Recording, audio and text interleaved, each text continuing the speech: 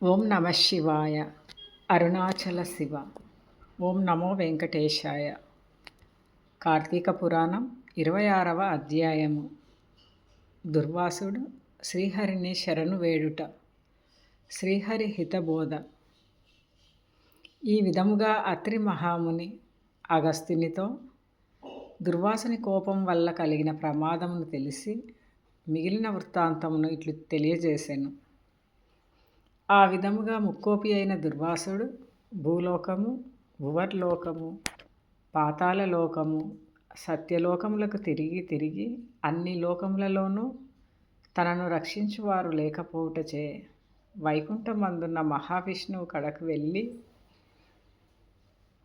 వాసుదేవ, జగన్నాథ, శరణాగత రక్షణ బిరుదాంకిత, రక్షింపుము. నీ భక్తుడైన అంబరీషునకు కీడు చేయదలిచిన నేను బ్రాహ్మణుడను గాను ముక్కోపినై మహాపరాధం చేసి తిని. నీవు బ్రాహ్మణ ప్రియుడవు. బ్రాహ్మణుడైన భృగు మహర్షి నీ యురముపై తన్నినను సహించితివి. ఆ కాలి గురుతు నేటికి నీ వక్షస్థలం అందున్నది. ప్రశాంత మనస్కుడవై అతనిని రక్షించినట్లే కోపంతో నీ భక్తునికి శాపమిచ్చిన నన్ను కూడా రక్షింపుము. శ్రీహరి, నీ చక్రాయుధం నన్ను చంపవచ్చుచున్నదని దుర్వాసుడు శ్రీమన్నారాయణుని పరి విధముల ప్రార్థించను. ఆ విధముగా దుర్వాసుడు అహంకారమును వదలి తనను ప్రార్థించుట చూచి శ్రీహరి చిరునవ్వు నవ్వి, దుర్వాస, నీ మాటలు యథార్థములు. నీ వంటి తపోధనులు నాకు అత్యంత ప్రియులు. నీవు బ్రాహ్మణ రూపమున పుట్టిన రుద్రుడవు. నిన్ను చూచిన వారు 3 లోకములందు భయపడకుందురా. నేను త్రికరణములచే బ్రాహ్మణులకు మాత్రం ఎట్టి హింస కలిగించను. ప్రతి యుగమందున గో, దేవ, బ్రాహ్మణ, సాధు జనంబులకు సంభవించే యాపదలను పోగొట్టుటకు ఆయా పరిస్థితులకు తగిన రూపములు ధరించి దుష్ట శిక్షణ, శిష్ట రక్షణ గావింతును. నీవు అకారణముగా అంబరీషుని శపించితివి. నేను శత్రువుకైనను మనోవాక్కాయములందు కూడా కీడు తలపెట్టను. ఈ ప్రపంచమందు గల ప్రాణి సమూహము నా రూపముగానే జూతును.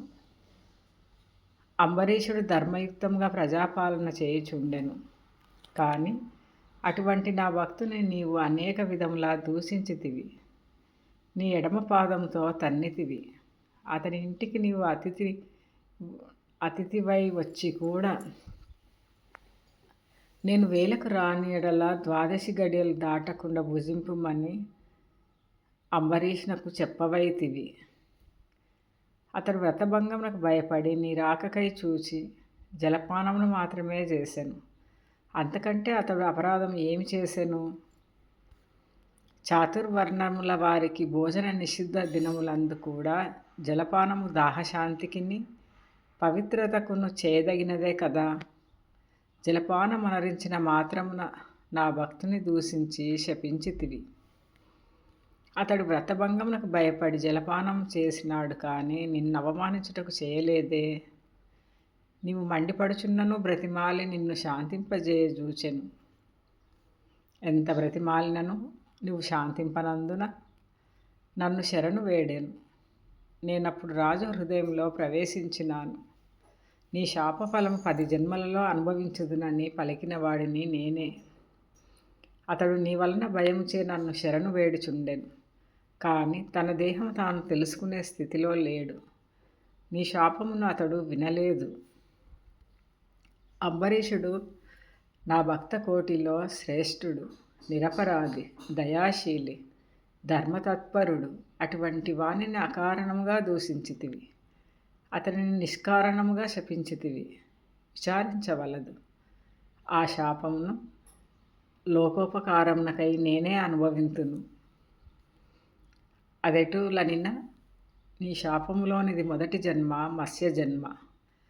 నేను ఈ కల్పమును మనువును రక్షించు నిమిత్తము సోమకుడను రాక్షసుని జంపుటకు మత్స్యరూపం ఎత్తుదును. మరికొంతకాలమునకు దేవదానవులు క్షీరసాగరమును మదించుటకు మందర పర్వతమును కవ్వముగా చేయుదురు. ఆ పర్వతమును నీటిలో మునగకుండా కూర్మ రూపమున నా వీపున మోయుదును. వరాహ జన్మమెత్తి హిరణ్యాక్షుని వధింతును. నరసింహ జన్మమెత్తి హిరణ్యకశిపుని జంపి ప్రహ్లాదుని రక్షింతును. బలిచే స్వర్గం నుండి పారద్రోలబడిన ఇంద్రనకు తిరిగి స్వర్గంను అప్పగించుటకు వామన రూపమెత్తి బలిచక్రవర్తిని పాతాళ లోకమునకు త్రొక్కివేతును. భూభారమును తగ్గించుటకు క్షత్రియులను చంపి బ్రాహ్మణుడనై జన్మించి భూభారమును తగ్గింతును. లోకకంటకుడైన రావణుని చంపి లోకోపకారం చేయుటకు రఘువంశమున రాముడనై జన్మింతును. పిదప యదువంశమున శ్రీకృష్ణునిగను కలియుగమున బుద్ధుడుగను కలియుగాంతమున విష్ణు చిత్తుడను విప్రుని ఇంట కల్కి అను పేరున జన్మించి అశ్వారూఢుండనై పరిభ్రమించుచు బ్రహ్మద్వేషులనందరను మట్టుబెట్టుదును. నీవు అంబరీషునకు శాపరూపముననిచ్చిన 10 జన్మలను ఈ విధముగా పూర్తి చేయుదును. ఇట్లు నా దశావతారములను సదా స్మరించు వారికి సమస్త పాపములు హరింపజేసి వైకుంఠ ప్రాప్తి నొసంగుదును. ఇది ముమ్మాటికి తథ్యము. ఇట్లు స్కాంద పురాణాంతర్గత వశిష్ఠ ప్రోక్త కార్తీక మహత్యమందలి 26వ 26వ రోజు పారాయణము సమాప్తము. సర్వే జన సుఖినో భవంతు. లోకా సమస్త సుఖినో భవంతు. శివార్పణం.